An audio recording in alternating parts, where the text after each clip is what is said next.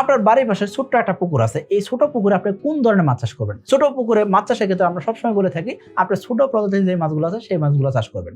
ধরুন আপনি ভিয়েতনাম কই চাষ করতে পারেন, আপনি শিং মাছ চাষ করতে পারেন, আপনি মাগুর চাষ করতে পারেন, অথবা আপনি চাইলে কিন্তু ট্যাংরা গুলশা মাছও চাষ করতে পারেন। তবে আপনি যদি চিন্তা করেন যে সাকিব ভাই আপনাদের কোম্পানির এসে তেলাপিয়া চাষ করতে যাচ্ছি, সেক্ষেত্রে আমি আপনাকে বলবো কমপক্ষে 33% উপরে যাতে পুকুর হয়।